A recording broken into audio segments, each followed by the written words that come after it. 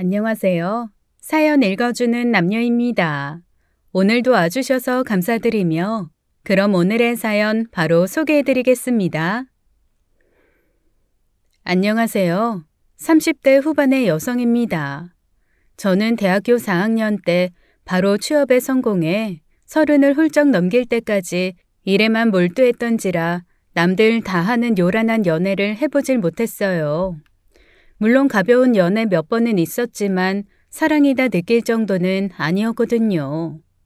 그래서 딱히 결혼 생각도 없었습니다. 그러다 우연히 대학 때 짝사랑했던 선배를 다시 만나게 됐어요. 당시 선배는 인물 좋고 패션 감각 뛰어나고 아무리 술을 마셔도 취하는 법 없이 언제나 매너가 좋고 친절해서 인기가 정말 많았죠. 그래서 저는 혼자 몰래 좋아하면서 고백해볼 용기조차 없었어요. 당연히 일찍 결혼해 가정을 꾸렸을 거라 생각했습니다. 예쁘고 집안 좋은 여자 만나 아이도 낳고 반듯한 직장 다니며 남부럽지 않게 잘 살고 있겠지 생각했는데 40이 다 되도록 미혼으로 있었다니 어쩌면 처음부터 나랑 잘 될 운명이었구나 하는 생각이 들었어요. 저희 두 사람은 곧바로 사랑에 빠졌습니다. 운명이라 생각하니 그 사람의 모든 게 좋아 보이더라고요. 그렇게 만난 지 5개월 만에 결혼 얘기가 오갔는데요. 결혼하고 싶은 여자가 생겼다니까 엄마가 깜짝 놀라던데? 그래? 선배는 지금까지 한 번도 결혼하고 싶은 여자가 없었어? 나는 연애도 별로 안 했지만 결혼 생각은 아예 없었거든. 엄마 앞에서 연애하는 티 낸 적도 없고 그러다 갑자기 결혼하고 싶다니까 엄마가 엄청 놀라더라. 너 빨리 보고 싶어 하셔. 망설일 필요가 없었어요. 저도 그 사람과 빨리 결혼하고 싶었거든요. 그렇게 선배 어머니께 인사를 드리러 갔는데 얘가 결혼 안 한다고 하길래 내 팔자에 며느리는 없구나 했는데 세상에 이런 날이 오네. 학교 후배라고? 네, 2년 후배예요. 우리 아들, 어느 집 아들이야 안 귀하겠냐마는 내가 젊어서 혼자 되고 얘 하나 믿고 살았어. 사실 우리 아들이 어려서부터 워낙 인물이 좋았거든. 놀다 넘어져도 울지 않고 순하고 착하고. 아, 그거 보여줘야겠다. 어머니는 갑자기 방에 들어가 두꺼운 사진첩을 2개 들고 나오셨습니다. 이거 봐봐. 옛날 집 마당에서 뛰어놀던 사진인데 우리 아들 정말 귀엽지? 너무 귀엽네요. 지금 얼굴 그대로네. 그런데 와, 집이 너무 좋아요. 응, 우리 연희동 옛날 집. 집 마당이 이렇게나 넓었어요? 그때는 사시사철 정원사 불러서 관리하고 그랬거든. 유치원 친구들 불러서 마당에서 생일 파티도 하고. 이 사진은 와, 자동차 멋있다. 옆에 이분은 누구세요? 우리 집 운전기사. 기사도 있었어요? 기사만 있었나? 집안일하는 사람이 2이나 있었는데. 야, 너 그 누나 기억하지? 애기 때부터 너 봐주던 미옥이. 가끔 생각나. 그 누나도 이제 할머니 됐겠다. 사진들을 쭉 훑어보면서 알았습니다. 옛날에 정말 부자였구나. 그래서 학교 다닐 때 그렇게 부티가 났구나.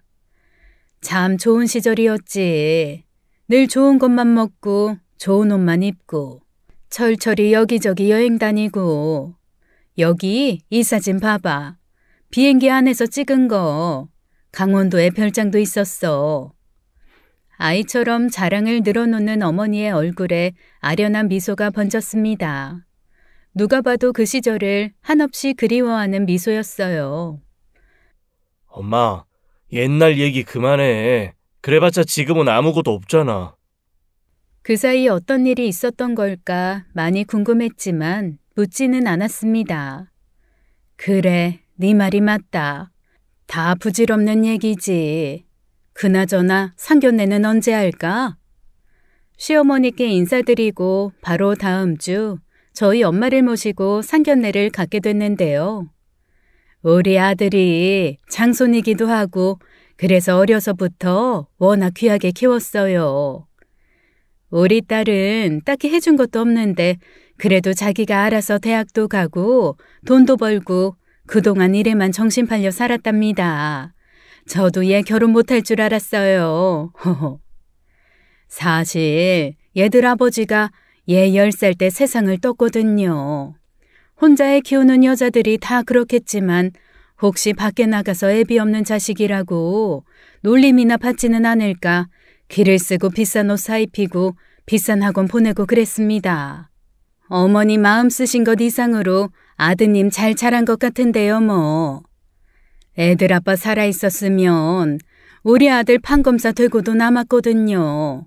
얘가 워낙 머리도 똑똑하고 영리하고 그 사람 떠나고 갑자기 갓을 키우는 바람에 공부 제대로 못 시킨 게 천추의 한이랍니다. 아닙니다. 충분히 훌륭하게 키우셨어요. 그나저나 결혼하면 집은 어떻게 할 생각이니? 아, 그건 제가 전세 아파트 알아보는 중입니다. 맘 같아선 40평대 아파트 한 채 떡하니 사주고 싶은데 미안하다. 엄마가 가진 게 없어서. 무슨 그런 말씀을 하세요. 요즘 부모님이 집 해주는 세상 아니잖아요. 저희가 열심히 벌어서 알뜰하게 돈 모아서 빨리 집장만 할게요.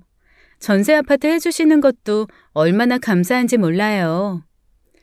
저희 엄마도 제 말에 적극 동의를 하셨고 시어머니에게 감사하다는 말씀을 전하셨습니다. 그런데 결혼 준비가 한창이던 어느 날 자기 혹시 돈 좀 모아둔 거 있어? 왜? 엄마가 아파트 구하는데 돈이 좀 모자라다고 해서. 자기는 집 구하는데 엄마 돈으로만 구하는 거야? 나는 돈 없거든. 지금 엄마 사는 집 끼고 대출 받아야 되는데 그래도 좀 많이 모자라서.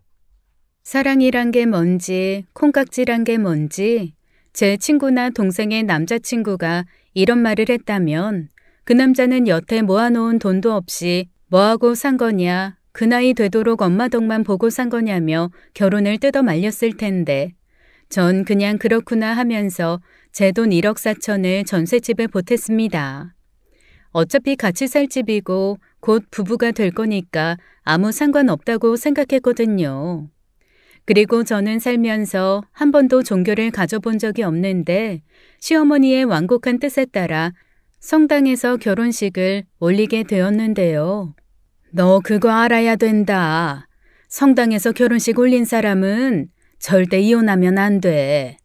아니, 안 되는 게 아니라 못하는 거야. 알았지?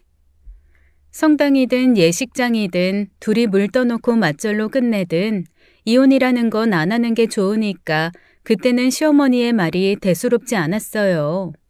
그렇게 전 풋풋한 시절 짝사랑했던 남자를 남편으로 맡게 되었죠. 꿈을 이룬 듯 했습니다. 그런데요, 연애할 때는 전혀 몰랐던 배우자의 나쁜 모습이 결혼을 한 후에야 보인다고 하던데 저는 신혼여행 때부터 조금씩 느끼게 됐습니다. 연애할 때 만나면 밥 먹고 술 마시는 일은 다들 하는 일이니까 당연하다 생각했고 학교 때도 그 사람은 술 잘 마시기로 유명한 사람이었던지라 아니 그때는 오히려 그게 더 멋있어 보였기에 별다른 생각이 없었어요. 그런데 결혼 첫날 밤 저녁을 먹으며 시작한 술을 호텔방에 와서도 멈추지 않고 계속 마시더라고요. 그만 마셔. 벌써 몇 병째야?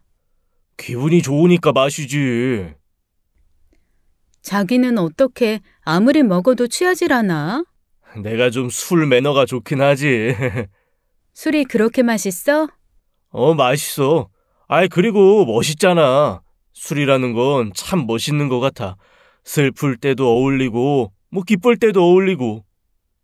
그때까지만 해도 괜찮았어요. 기분이 좋으니까 인생의 가장 행복한 순간이니까 술이 더 맛있겠지 싶었습니다. 하지만 그 과음 때문에 저의 첫날 밤은 달콤함 하나 없는 그저 좋은 침대에서 잠만 잔 첫날 밤으로 마무리되었습니다. 그리고 그 사람은 신혼여행 내내 술을 마셨어요.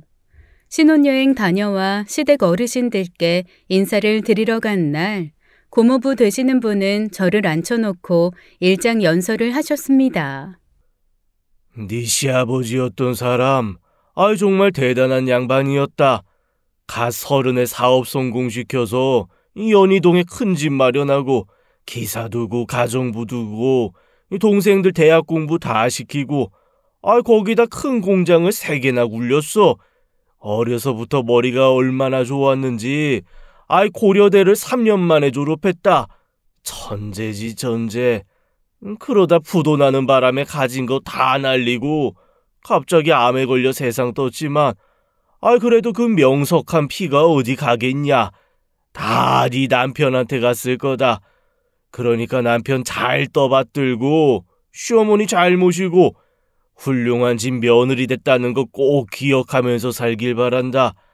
진짜 대단한 집의 며느리 된 줄 알아. 그야말로 요즘 시대에 안 어울리는 옛날 어르신 말씀이었지만 그러겠다, 잘하겠다 대답했습니다. 결혼 후 저는 행복한 결혼 생활을 위해 최선을 다했어요. 시어머니께 꼬박꼬박 연락드리고 시댁 행사에 빠짐없이 참석했고 맞벌이였지만 집안일도 소홀하지 않았습니다.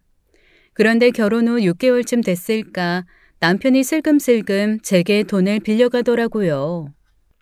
카드값 나가야 되는데 돈이 좀 모자라네. 100만 원만 바로 입금해줘. 월급 나오면 바로 줄게. 자기야, 나 급해서 그러는데 지금 당장 150만 보내줄 수 있어? 생활비는 반반 부담이었고 각자 월급 관리를 했기에 그럴 수 있다고 생각했어요. 하지만 남편은 그렇게 가져간 돈을 한 번도 돌려주지 않았습니다. 그리고 며칠 뒤에 갑자기 관리실에서 사람이 찾아왔어요. 안녕하세요. 관리비가 넉 달째 밀려서 이렇게 찾아왔습니다. 세상에 관리비가 밀렸다니. 그동안 관리비는 남편이 알아서 냈다고 했기에 밀렸을 거란 생각은 전혀 못했거든요. 다 늦게 술 먹고 돌아온 남편에게 물었습니다. 관리비를 넉 달이나 안 냈어? 아까 관리실에서 사람이 찾아왔었어. 남편은 술 취했다는 핑계로 제 말을 회피하더군요. 나 요즘 회사에서 좀 안 좋거든. 피곤하니까 좀 먼저 잘게. 뭔가 제게 숨기고 있는 게 분명했습니다.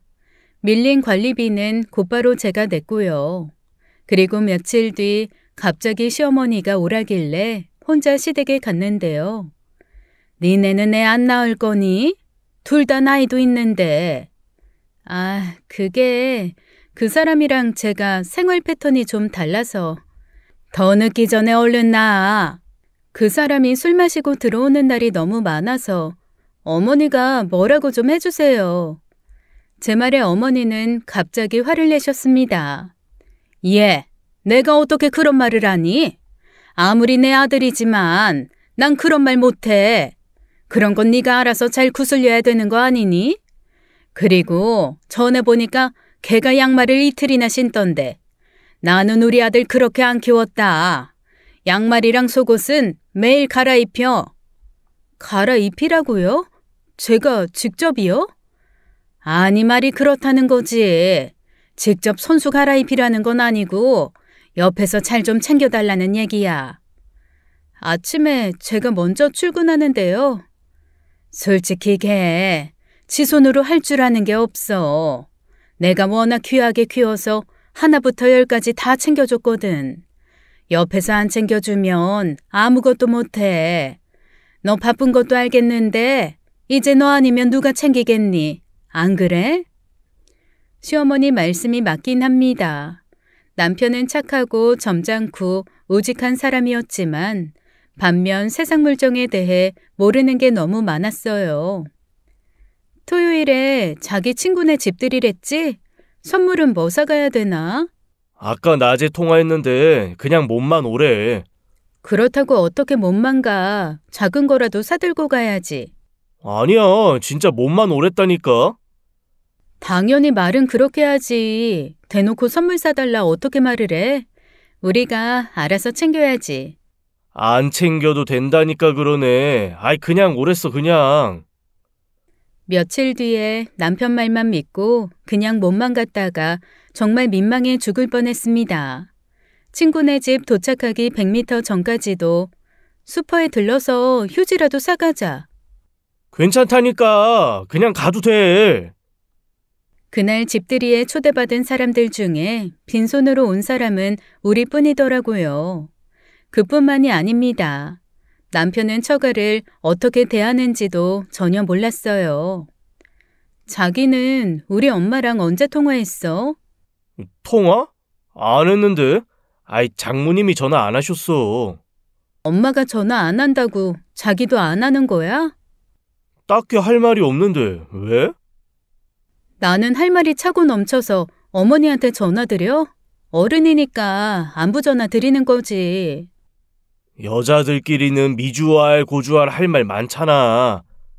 아무리 여자라도 시어머니랑 통화하는 게 쉬운 일 같아? 식사는 잘하시는지 감기는 안 걸리셨는지. 아이, 알았어. 내일쯤 전화 한번 드리지 뭐. 그 사이 시어머니의 아이 타령은 강도가 심해져 갔습니다. 그도 그럴 것이 신우가 둘째를 임신했더라고요. 6주 됐단다. 솔직히 니네 먼저 애 가져야 되는 거 아니니? 나 최 씨네 손주 말고 김 씨네 손주 키워주고 싶어. 아이가 생기지 않는 건 제 잘못이 아니기에 시어머니가 아이 타령할 때마다 저도 할 말은 꼬박꼬박 했어요. 그 사람 애 낳을 생각이 없나 봐요. 예, 어느 집은 생각하고 애 낳니? 세상 일이 어떻게 계획대로만 돌아가니? 애 생기면 누가 봐줘요. 저희 아직 집도 못 사고 돈 벌어야 되잖아요. 제가 일 그만둘 수도 없고 그 사람도 회사를 또 옮겨서 자리 잡으려면 한참 걸릴 것 같아요. 내가 봐줄게. 그런 거 신경 쓰지 말고 너는 돈만 벌어. 그리고 그 사람 거의 매일 술 마시고 술에 취해서 잠들어요. 아침에도 저 깰 때까지 자고요. 그럼 술부터 끊게 해야지. 그걸 그냥 냅두면 어떡해? 저도 말은 했었죠. 어머니도 그 사람 보면 매일 술 끊으라 하시잖아요. 근데 계속 마시는 걸 어쩌겠어요? 몰라. 어떻게 좀 해봐. 이제 와서 고백하자면 남편과 저는 신혼여행 때부터 잠자리가 거의 없었습니다. 솔직히 저도 일하랴 살림하랴 바쁘고 지쳐서 별 생각 없었고요. 아이는 언젠가 생기겠지 막연히 미뤄두고 있었어요. 그런데 그 탓을 오롯이 제게 돌리는 시어머니가 야속하더라고요. 날 잡아서 남편과 진지하게 얘기해봐야겠다는 생각이 들었습니다. 있잖아, 잠깐 얘기 좀 해. 낮에 어머니 뵙고 왔는데 애기 얘기를 하시더라. 그 사람은 제 얘기를 듣지 않고 TV를 보며 전자담배만 피워댔습니다. 그러더니 갑자기 혹시 나 500만 원만 빌려줄 수 있어? 그 돈이 왜 필요한지, 그동안 가져간 돈은 어떻게 된 건지 묻지 않았습니다. 하지만 더 이상은 돈을 주고 싶지 않았어요. 어떡하지? 나도 없는데. 며칠 후 집으로 금융권 우편물이 도착해 뜯어보니 대출이자가 밀렸다는 내용이었습니다. 저는 남편이 이런 대출을 받았는지도 몰랐거든요. 이거 뭐야? 대출을 받았어? 왜? 아, 그거? 아이, 대출 이자가 싸길래 그냥 받은 거야. 그게 말이 돼? 대출이 무슨 물건도 아니고 이자 싸서 받았다니. 그러니까 안 받아도 될 대출을 받았다는 얘기잖아. 혹시나 나중에 돈 필요할 일 생길 때 쓰려고 미리 받은 거지. 이자 싸니까 미리 받아놓은 거라고. 나는 이해할 수가 없는데? 그리고 이자 싸다면서 왜 밀렸어? 밀린 게 아니라 까먹은 거야. 내일 처리할게. 아, 내 일이니까 신경 쓰지 마. 그런데요. 그날 이후 남편은 출근조차 하지 않았습니다. 제가 퇴근해 돌아오면 잠을 자거나 컴퓨터 앞에만 앉아 있었죠. 그리고 어느덧 우리 둘 사이에는 대화가 사라졌어요. 감기에 걸려 월차를 내고 집에서 쉬고 있던 어느 날 느닷없이 집주인이 찾아왔습니다. 바깥분 안 계세요? 지금 자고 있는데 어쩐 일이세요? 월세를 석 달이나 안 주시고 전화도 안 받으셔서 어쩔 수 없이 직접 찾아왔습니다. 네? 월세요? 저희 전세잖아요. 바깥분이 말씀 안 하셨나 보네.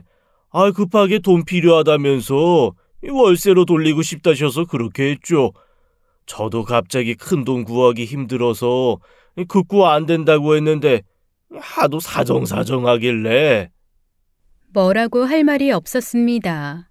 그리고 집주인 아저씨는 한동안 말없이 저를 뚫어져라 쳐다보시더니 딱 보니까 와이프도 모르게 저지른 일이구만.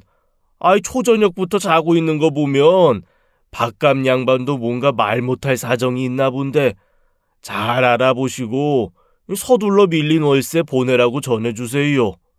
기가 막혔습니다. 버젓이 나랑 같이 부동산에 가서 전세 계약서에 도장을 찍었는데 그 사이 월세가 됐다니.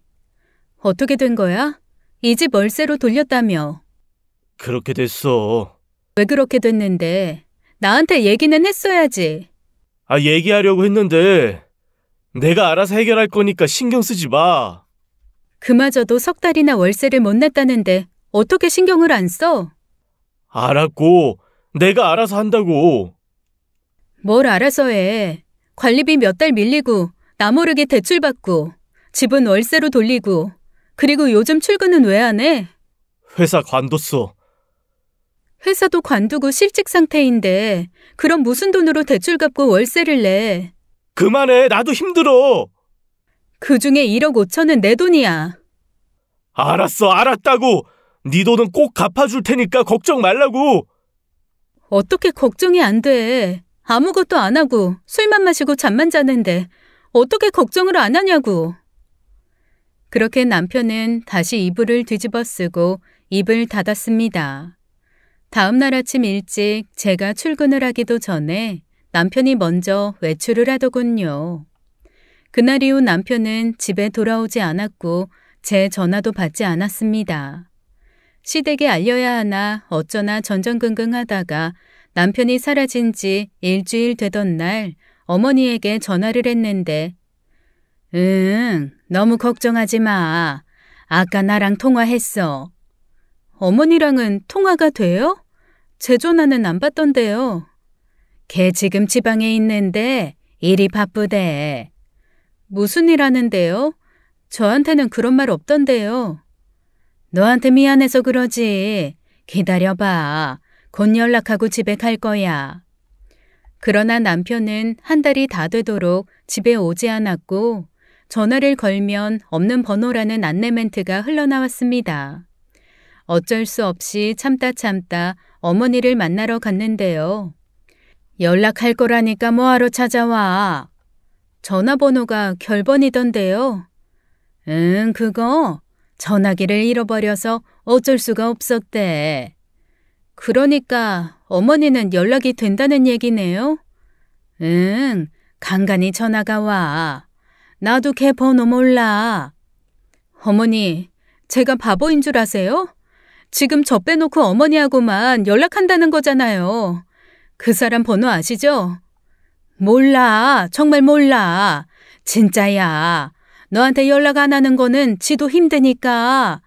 아무리 힘들어도 그렇지 어떻게 한 달이 다 되도록 연락 한 통 없어요? 지금 어디 있는데요? 어디서 무슨 일 하는데요?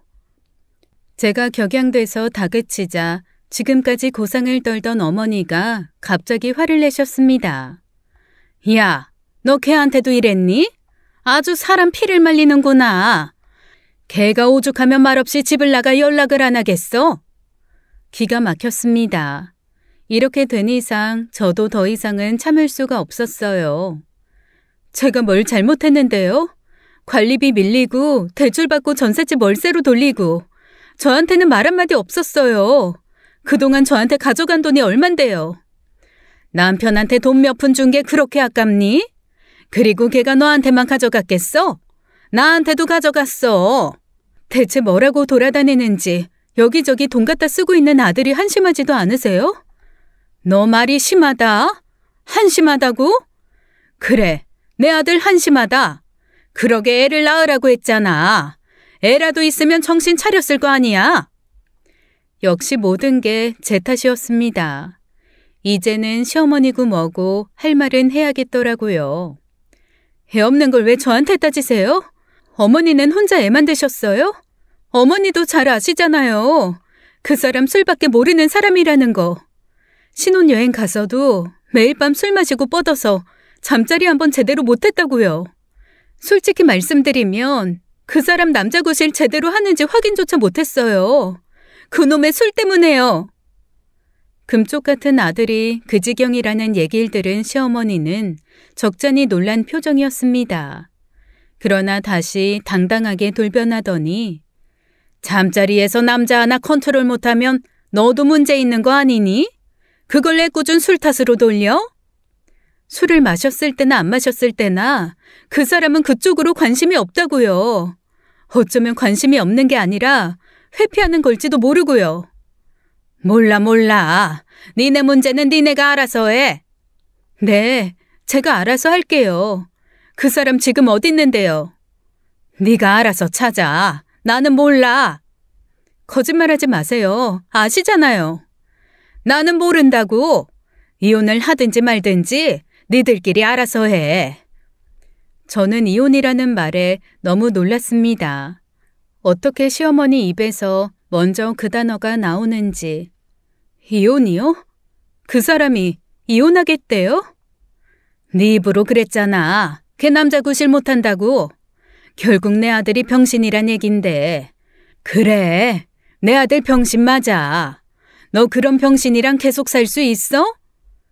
병신이요? 귀하고 귀해서 하나부터 10까지 다 챙기셨다면서요. 그렇게 떠받들며 키웠는데 결국 병신 만드신 거예요? 아들 병신인 거 속이고 결혼시키신 거예요? 야, 너 무슨 말을 그렇게 해? 할 말이 있고 안 할 말이 있지. 그게 어른한테 할 소리야? 병신이라는 소리는 어머니가 먼저 하셨잖아요. 너는 돌이라는 것도 몰라? 그런 것도 안 배웠니? 돌이요? 지금 그 사람이 하는 짓은 도리에 맞는 일이에요? 그리고 이혼하면 안 된다면서요. 성당에서 결혼하면 이혼 못하는 거라고 하셨잖아요. 시어머니는 더 이상 말하지 않고 방으로 들어가 문을 닫으셨습니다. 차마 할 말이 없었겠죠. 이제는 누굴 붙잡고 얘기해야 할지 친정에 알릴 수도 없고 미치겠더라고요. 결국 저는 신우를 찾아갔습니다. 신우도 이미 이 사달을 다 알고 있었는지 따지고 보면 엄마 말이 맞죠. 부부 사이 일은 부부가 알아서 해결해야 되지 않아요? 부부 일 부부가 알아서 해결해야 된다면서 아가씨는 왜 걸핏하면 어머니한테 애 맡기는데요? 언니, 무슨 말을 그렇게 해요. 그거랑은 다르죠. 오빠가 못 살겠다고 집 나간 거를 우리가 어떻게 하냐고요. 그 사람이 내 연락은 피하고 어머니하고만 연락한다니까요. 전 몰라요. 엄마 말대로 그냥 기다려봐요. 언젠간 연락하겠죠. 신우는 제게 애써 매몰찬 모습을 보였습니다. 아마도 시어머니의 코치가 들어간 것 같더라고요. 그러나 잠시 후 체념한 듯 털어놓기를 사실 저도 오빠라면 징글징글해요. 어려서부터 엄마는 오빠밖에 몰랐어요. 저는 알바하면서 등록금 마련했는데 오빠는 학교 다니면서 단 한 번도 알바한 적 없어요. 학비며 용돈이며 다 엄마가 됐거든요. 석박사 만들어야 된다고 길을 쓰고 대학원까지 보냈는데 결국 중간에 그만두고 아까운 학비만 날렸어요. 오빠 학비의 반은 제가 된 거나 마찬가지고요. 제가 알바해서 엄마 용돈 드리면 그 돈 다 오빠한테 갔고요. 저는 애당초 우리 오빠 사람 구실 못할 거 알았어요.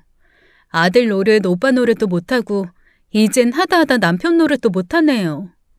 사실 따지고 보면 다 엄마 탓이에요. 젊어서 혼자 되고 그나마 있는 외할아버지 재산 야금야금 까먹으면서 살았으니까요. 그 때문에 외삼촌들이랑 영 끊고 지내잖아요. 그러면서도 오빠한테는 있는 대로 다 퍼줬어요. 이제 와서 얘기지만 결혼할 때 엄마가 오빠한테 뭐라고 했는 줄 아세요? 걔 돈 좀 번다며? 연봉 세다며? 살살 비위 맞추면서 용돈 받고 살아. 전세금 1억 5천이나 보태는 거 보면 모아놓은 돈 좀 있나 보다. 봐서 꿍쳐놓은 돈 더 있으면 너 가게나 하나 내달라고 하든지. 아무튼 이제부터는 네 마누라 돈으로 먹고 살아. 엄마한테 손 벌리지 말고. 네 월급으로는 엄마 집 대출 받은 거 갚고. 정말 어이가 없었습니다. 저 스스로 어리석게 사랑 따위에 빠져 불구덩이로 들어갔던 거죠. 결혼한 후에도 나한테 몇 번이나 돈 빌려갔어요. 하도 돈 타령하길래 저는 언니도 똑같은 사람이구나 생각했다니까요. 결혼 후에 나한테 가져간 돈이 3천이에요. 그러고도 남지. 엄마 집 대출 받은 거 이자도 못 내고 있던데. 전셋집도 월세로 돌렸다면서요? 그마저도 월세 몇 달 밀렸대요. 아무리 내 오빠지만 미친놈이야. 아니 대체 어디서 뭐라고 다니는 거야. 이쯤 되니 스스로를 탓하게 되더라고요. 애당초 왜 꼼꼼하지 못했을까. 구속하기 싫어서 월급 봉투 달란 말도 안 한 건데 저의 애정이, 저의 배려가 치명적인 독이 되어 고스란히 제 가슴에 돌아와 박힌 거죠. 더 이상 혼자 감당하기 힘든 일이 되어버렸습니다. 결국 친정엄마에게 얘기할 수밖에 없었어요. 엄마는 제 얘기를 듣자마자 그 자리에서 당장 시어머니에게 만나자고 연락을 했습니다. 그러나 시어머니는 제가 요즘 바빠서 시간 내기가 힘드네요. 어디 일을 다니시는 것도 아니잖아요. 뭐가 그렇게 바쁘세요? 성당도 가야 하고 간간히 딸내 애들도 봐줘야 하고요. 딸이 없는 양반도 아니고 사위가 어디 가서 행방불명되면 그냥 손 놓고 있을 거예요? 아무튼 저 바쁘다고요. 연락하라고 전할 테니까 다시는 전화하지 마세요. 시어머니는 일방적으로 전화를 끊었습니다. 친정엄마는 한참 넋을 놓고 있더니 그놈 집 나간 지 얼마나 된 거야? 2달 다 돼가. 엄마 미안해. 왜 진작에 말을 안 했어? 곧 올 줄 알았지. 금방 올 줄 알았어. 그때 엄마가 예상치 못한 질문을 하시더라고요. 너, 네 신랑 보고 싶은 거야? 걱정돼? 곰곰이 생각해봤습니다. 엄마 말대로 보고 싶은 걸까? 아니면 화가 나서 눈물이 나는 걸까? 보고 싶다기보단 만나서 죽이고 싶어. 그럼 뚝 굳히고 같이 가자. 엄마는 저를 끌고 시댁으로 향했습니다. 느닷없는 방문이었지만 역시나 시어머니는 당당하더군요. 글쎄, 이렇게 찾아와도 해결될 건 없어요. 돌아가세요. 사부인은 아드님하고 연락하신다면서요. 멀쩡한 전셋집을 월세로 돌려놓고 관리비도 몇 달 밀리고 여기저기 돈 갖다 쓰고 이런 거 다 알고는 계세요? 우리 딸 돈이 1억 5천이나 들어간 집입니다. 걔라고 그러고 싶었겠어요? 회사 일이 잘 안 돼서 회사를 아예 때려쳤다던데요. 귀하게 키우셨다면서요. 얼마나 귀하게 키웠길래 사람이 이렇게 무책임합니까? 어려서부터 좋은 옷 입히고 좋은 거 먹이면 이렇게 되나 보죠? 결혼을 했으면 가장이 된 겁니다. 회사 일이 안 되면 배달 일이라도 해야 하고 막노동이라도 해야 되는 거 아닙니까? 배달이라뇨? 막노동이라뇨?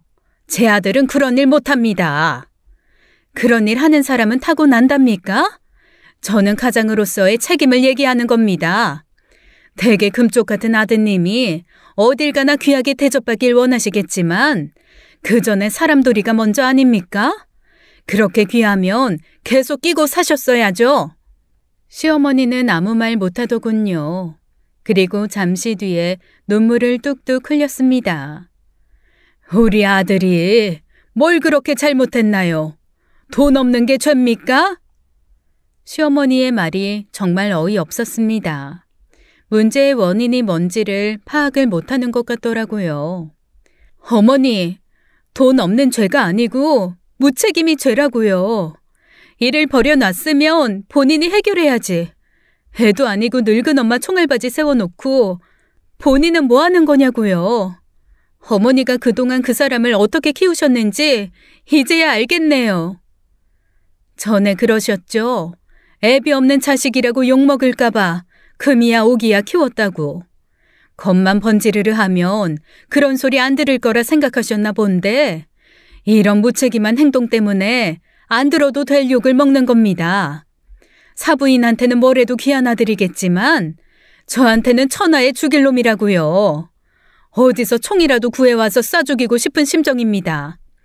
애비 없는 자식이라는 욕 저도 살면서 그 누구한테도 해본 적 없는데 오늘부터는 당당히 해야겠습니다. 대개 아드님은 애비 없이 자란 티가 너무 납니다. 아시겠어요? 엄마의 말에 시어머니는 주저앉아 목을 놓아 울더군요. 그러더니 갑자기 제 손을 잡으며 미안하다. 그래, 내가 잘못 키웠다. 그 사람 지금 당장 오라고 하세요. 걔는 그냥 잊어. 잊고 네 인생 살아. 제 인생 사는 건 제 문제고 버려놓은 일은 해결은 해야죠. 걔 와봤자 해결 못해. 나도 너한테 해줄 수 있는 게 없어. 조금 있으면 이 집도 날아갈 판이야. 집 날아간다는 말에 엄마도 저도 할 말이 없더라고요. 이렇게 된 마당에 그 사람한테 바란 건 사랑이 아닌 책임이었는데 아무것도 받을 수 있는 게 없다는 사실을 알게 돼버린 거죠. 걔가 처음 너랑 결혼한다고 했을 때 내가 얼마나 좋았는지 아니? 네가 야무지고 똑똑해 보여서 우리 아들 잘 잡아줄 거라 생각했어. 잘 잡아주는 게 아니라 잘 먹여 살릴 거라 기대하셨겠죠. 나한테 있는 거라곤 이 집이 전부인데 그래서 우리 딸이 집은 절대 안 된다 극구 말렸는데도 하나뿐인 아들 장가간다길래 무리해서 대출까지 받은 건데 이렇게 허무하게 날릴 줄은 나도 정말 몰랐어. 앞으로 나 살 길도 막막해. 대체 어떤 아들이 지 엄마 사는 집까지 날려먹는답니까? 그게 제대로 된 아들입니까? 시어머니는 대답을 못하더군요. 이쯤 되니 슬슬 예상이 되더라고요. 출근 안 하고 혼자 컴퓨터 앞에 앉아 열심히 뭔가를 하던 모습, 끊임없이 전화기 쳐다보며 짜증내던 모습, 늦은 밤 술 냄새 풍기며 들어와 옷을 벗는데 주머니에서 여러 장의 복권이 우수수 떨어졌던 일, 이 인간 도박에 손댔구나 싶더라고요. 그러니 전셋집이며 엄마 집까지 날리지 그야말로 하늘이 노래졌습니다. 너한테는 정말 미안한데 저러다 큰일이라도 저지르지 않을까. 나도 아주 하루하루가 죽을 맛이란다. 밤에 잠을 못 자겠어. 내가 너한테 해줄 수 있는 건 기도밖에 없다. 너 위해서 정말 열심히 기도할게. 저는 시어머니의 손을 뿌리치며 말했습니다. 기도요? 지금껏 아드님 기도는 안 하셨어요? 가장 많이 한 게 아드님 기도 아니었냐고요. 어머니 기도가 부족해서 이 난리가 났을까요? 부탁인데 제 기도는 하지 마세요. 아무리 생각해도 어머니 기도는 될 일도 안 되게 만드는 힘이 있는 것 같네요. 그렇게 친정엄마와 저는 조용히 시댁에서 나왔습니다. 집으로 오는 길에 엄마가 그러더군요. 내 딸이 이런 꼴 당해 미치도록 화가 나기도 하지만 같은 여자로서 저 양반도 참 불쌍하다. 그게 어떤 아들인데. 그 후 저는 집을 정리해야 했습니다. 불행 중 다행으로 그 사람과 혼인신고하지 않은 상태라 제 월급이나 재산은 지킬 수 있었지만 집주인과 상의 후 밀린 월세 제하고 관리비 정산하니 딱 580만 원 남더라고요. 마지막으로 집주인 아저씨와 통화하던 날, 며칠 전에 남편 되는 분 엄마라는 사람이 전화 왔었어요. 저희 시어머니가요? 왜요? 밀린 월세 제하고 남은 보증금 얼마나 되냐고요. 그거 돌려달라고. 기가 찼습니다. 다 날려먹고 그마저도 가져가려 하다니. 못 돌려준다니까 저한테 막 따지더라고요. 왜 계약한 사람한테 안 주고 며느리한테 주냐고. 그래서요? 돈 받고 싶으면 당사자가 직접 오라고 했죠. 사실 당사자가 달라면 그쪽에 주는 게 맞으니까. 혹시라도 직접 오면 아내분께 연락하려던 참이었는데, 그 후로는 연락이 없더라고요. 감사합니다. 제 편 들어주셔서.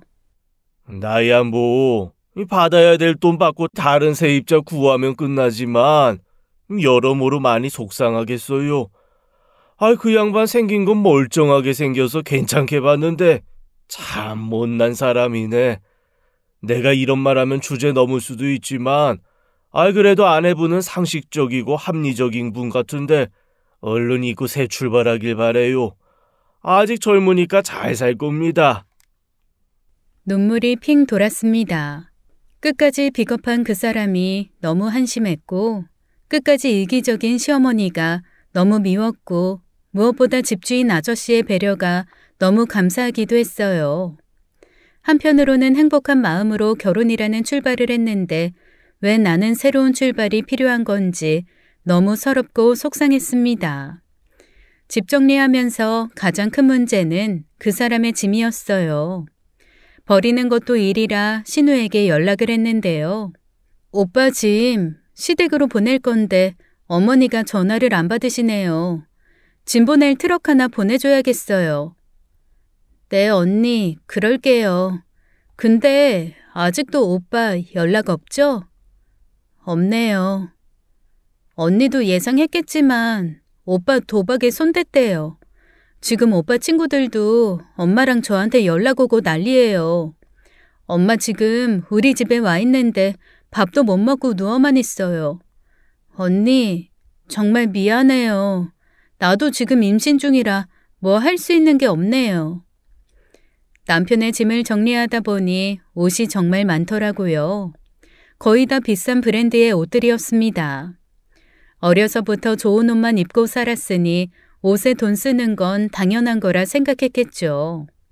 그리고 처음 시댁에 인사드리러 간 날 봤던 두꺼운 사진첩도 있더라고요. 다시 한번 사진들을 훑어봤습니다. 이번엔 남편보다 그 시절 시어머니 얼굴이 눈에 들어왔는데 젊고 곱고 우아한 모습, 남부러울 것 없이 당당하고 고상한 모습, 그때는 지금의 이런 상황을 상상조차 못했겠죠.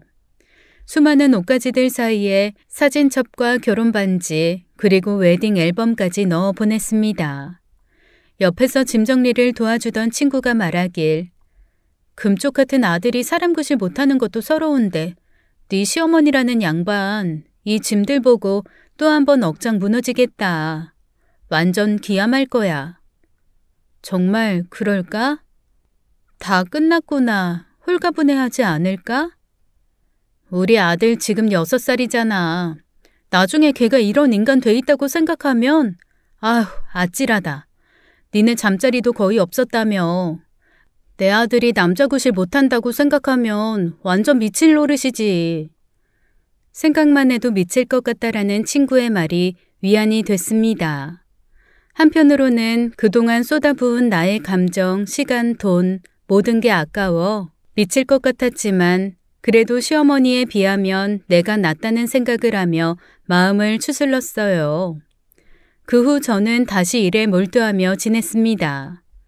물론 문득문득 그 인간 생각이 나서 자다가 벌떡벌떡 깨기도 했고 꺼이꺼이 목 놓아 울기도 하고 그 인간 머리에 총을 겨누는 상상, 그 인간이 차에 깔려 죽는 상상, 도박하다 걸려서 감옥 가는 상상 등 별의별 생각을 다 했죠. 몇 달 전 약속이 있어 백화점에 갔다가 시어머니였던 여자를 보게 됐습니다. 시누이 딸과 함께 키즈카페 앞에서 서 있던데 그야말로 행색이 말이 아니더군요. 혹시라도 눈 마주칠까 한참을 바라봤는데 한 손으로 아이 손을 잡고 허공을 멍하게 쳐다볼 뿐 영혼 없는 인간의 모습이었어요. 그때 엄마의 말이 다시 생각났습니다. 같은 여자로서 저 양반도 참 불쌍하다. 엄마의 말이 어떤 의미였는지 이제야 알 것 같더라고요. 전형적인 초라한 노인네의 모습이었습니다.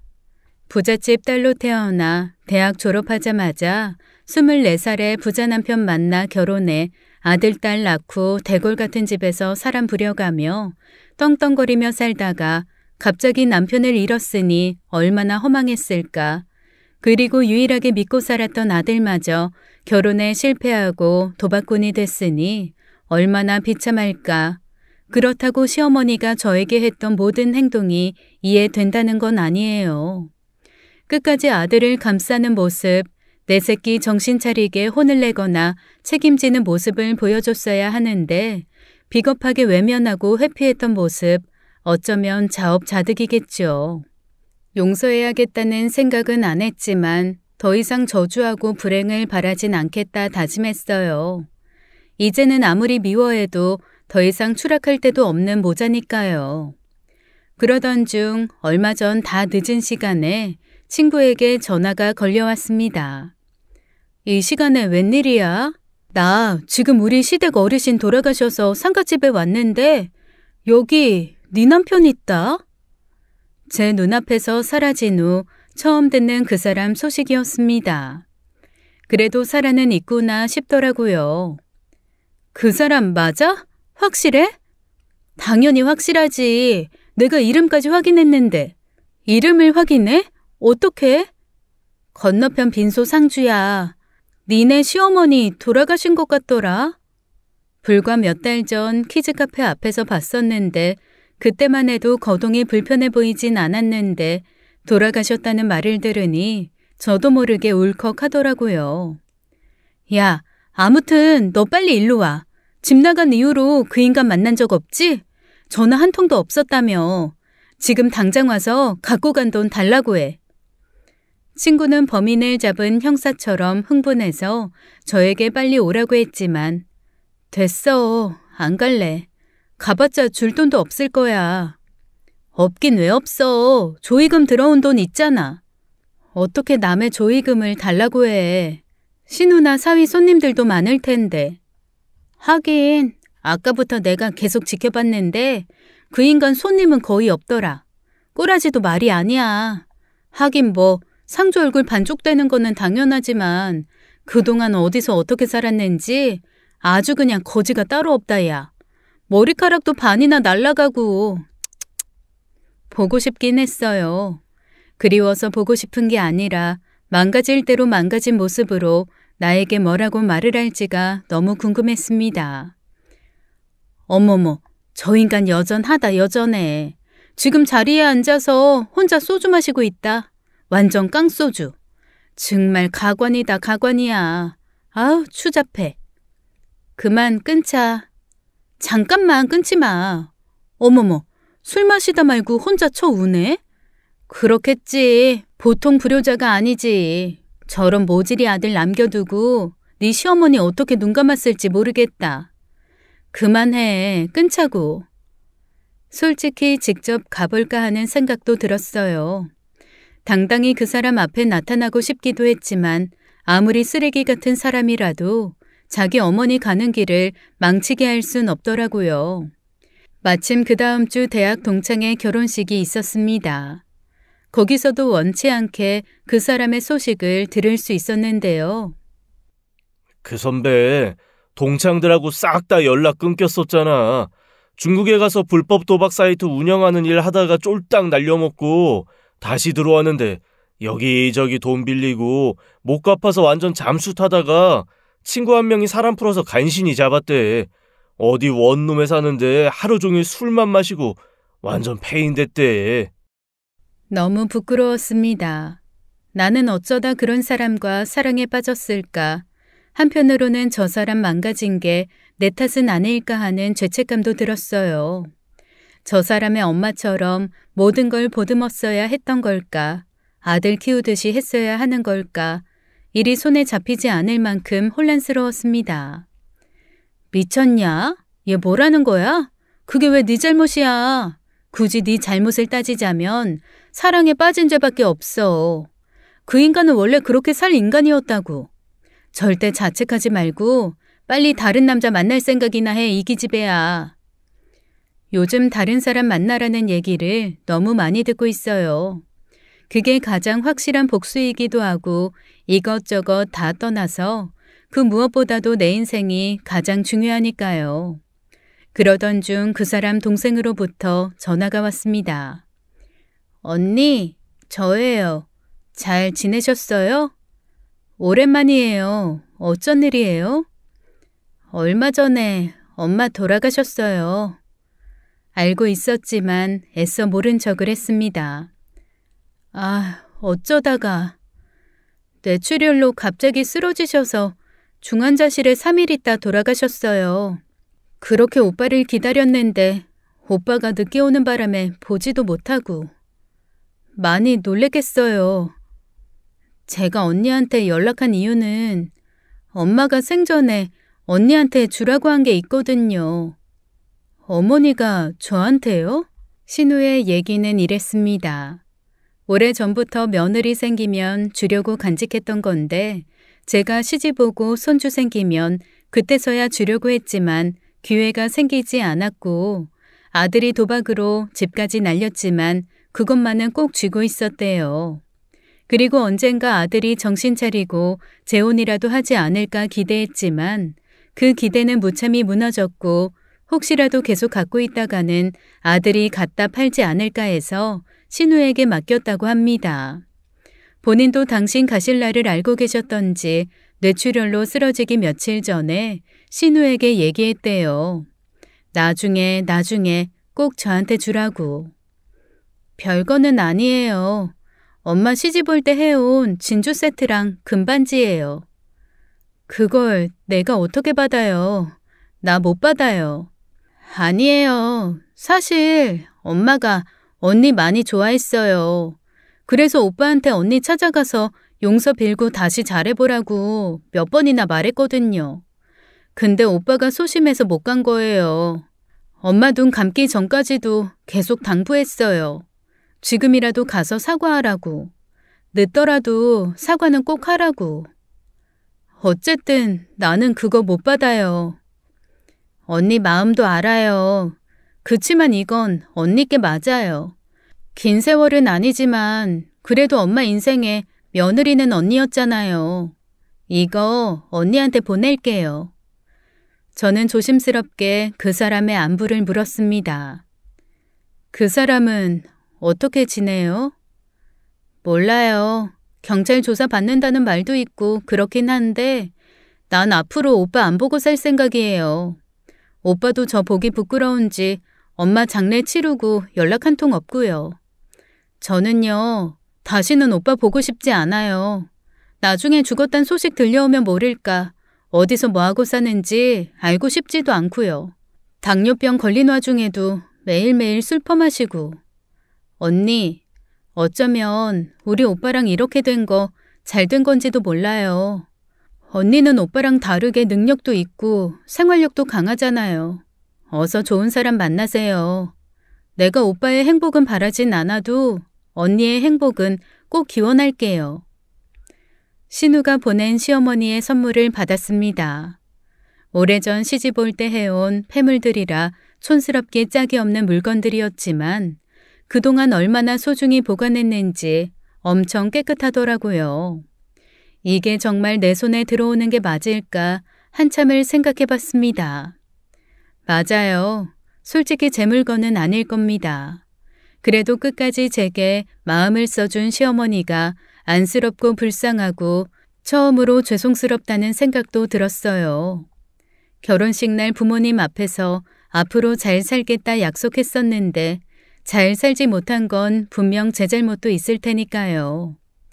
그리고 며칠 전 버스를 타고 회사 일을 보러 가던 중에 그 사람을 봤습니다. 버스가 신호에 걸려 정차하고 있던 중에 창밖으로 보이던 모습, 복권방에 터덜터덜 나와 건물 구석에 서서 담배를 피우더군요. 행색을 보니 몹시 초라했습니다. 초라하다 못해 비참하더라고요. 머리카락은 거의 빠져 정수리가 휑하고 여전히 술만 마시며 지내는지 살이 찌다 못해 퉁퉁 부어있는 모습. 당뇨가 얼마나 심하게 온 건지 다리도 약간 저는 것 같더라고요. 당장이라도 버스에서 내려 달려가 내 인생 돌려달라 멱살이라도 잡고 싶었지만 참 이상하죠. 저도 모르게 혹시라도 시선이 마주치면 어쩌나 고개를 숙이게 되더라고요. 잠시 뒤에 다시 보니 어떤 아주머니가 길을 걷다 그 사람이 뿜어낸 담배 냄새를 맡고 무섭게 노려보더라고요. 그러자 그 사람은 급하게 담배를 끄고 어딘가로 빠르게 걸어갔습니다. 그 따가운 시선이 아주머니 한 사람이 아닌 세상의 시선일 거라는 생각이 들었어요. 훤칠한 외모만큼이나 언제나 당당했던 사람이었는데 이제는 남의 사소한 시선에도 기가 죽을 만큼 약해지고 작아진 사람. 너무 많은 걸 잃었고 그 중에는 다시 찾을 수 있는 것도 있겠지만 이미 세상을 뜬 어머니 그리고 짧게나마 아내였던 저는 다시 찾을 순 없을 거예요. 지금까지 사연 읽어주는 남녀였습니다. 끝까지 시청해주신 여러분 감사드리며 저희는 다음 사연으로 돌아올게요. 감사합니다.